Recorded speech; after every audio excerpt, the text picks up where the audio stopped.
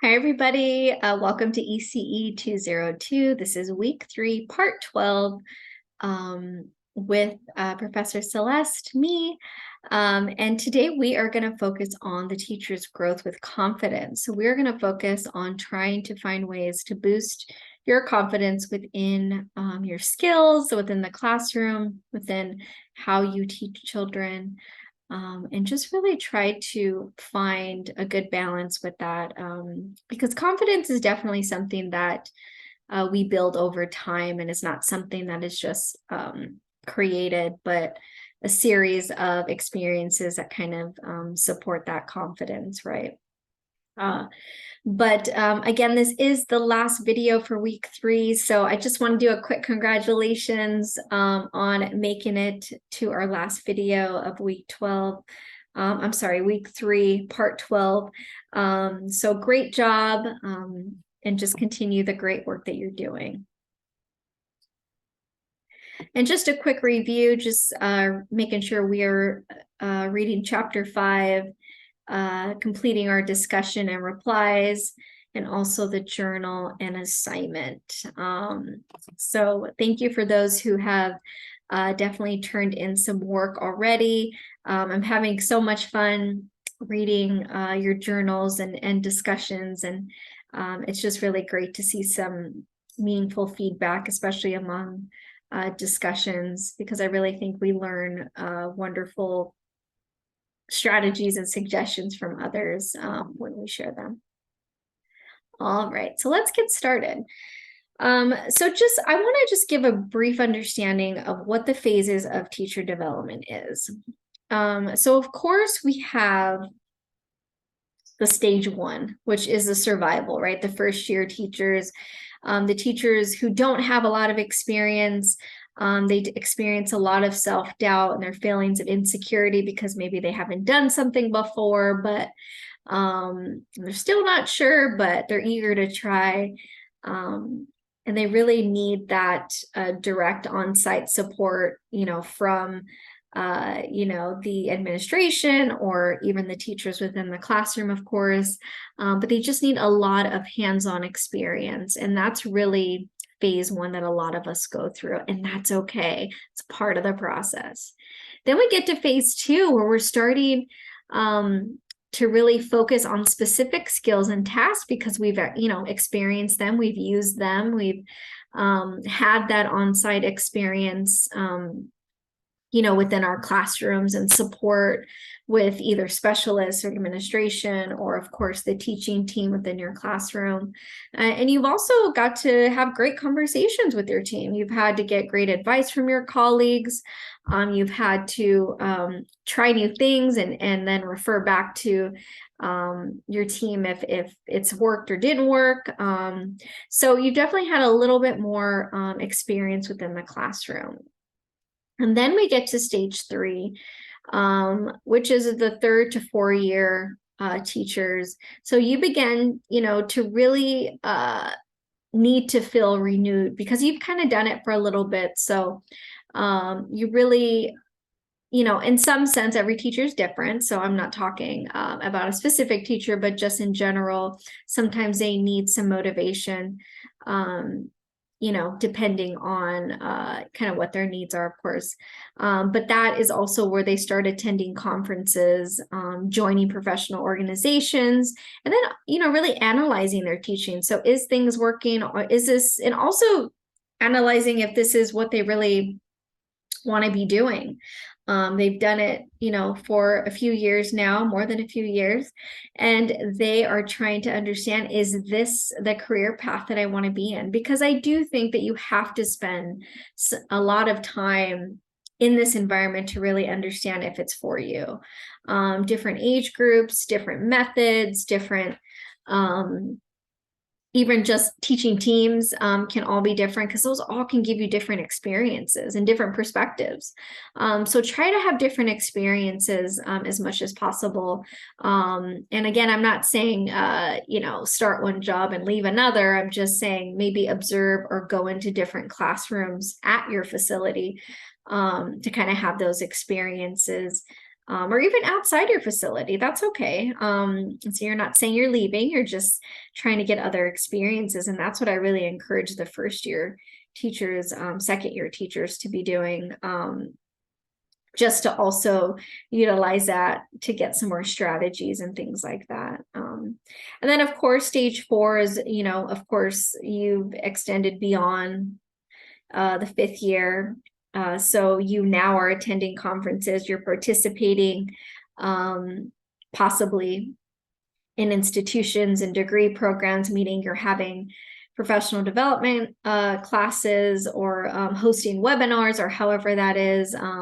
I've heard teachers do that. Not every teacher, wants to do that, but just encouraging more information to go out, and specifically from you, because you become more comfortable within your expertise within the area that you teach. And so it's important that we share our knowledge with others. And that's why I simply enjoy doing these courses with you, because I really like to, one, empower teacher success, and two, just really help you understand that we all go through the same things you're going through. So you're not alone.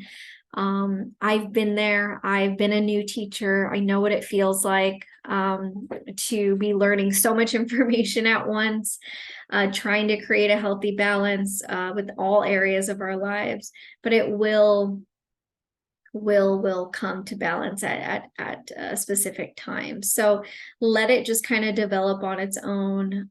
Keep asking questions, participate in a lot of conferences or courses.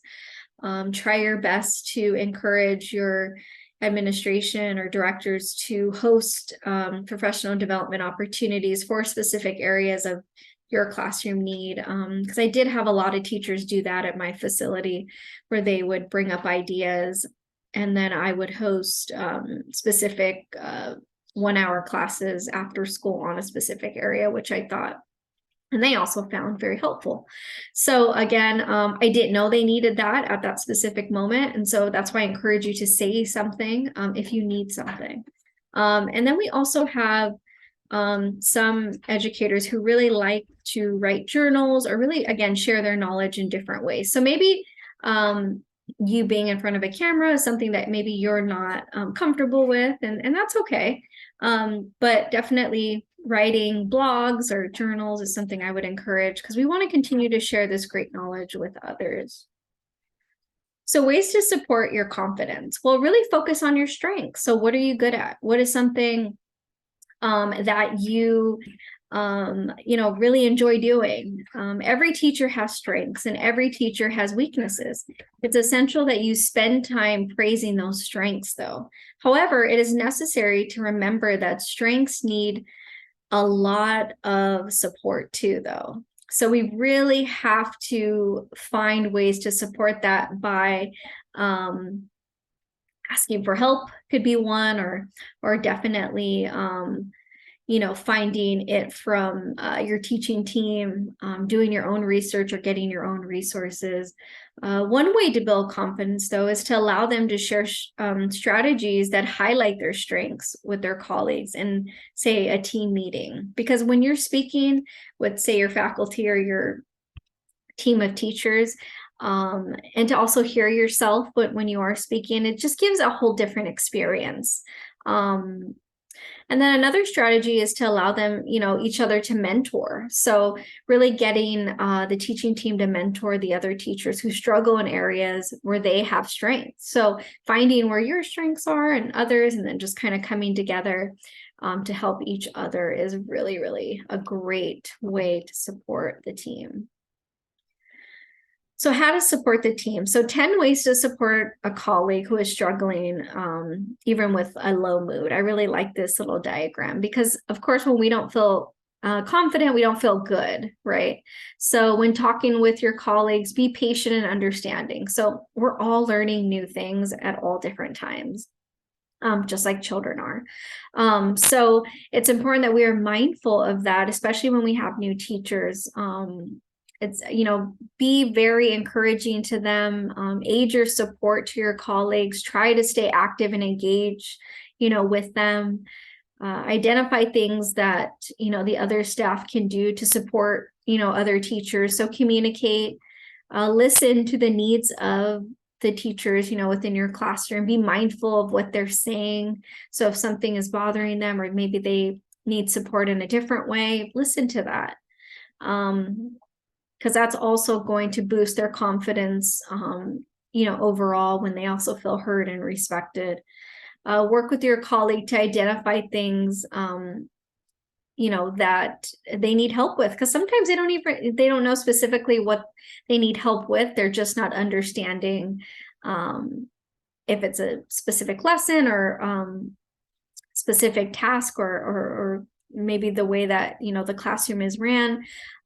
Maybe there's just not understanding why this is working the way it's working. So spend some time together and getting that understanding clear as much as you can.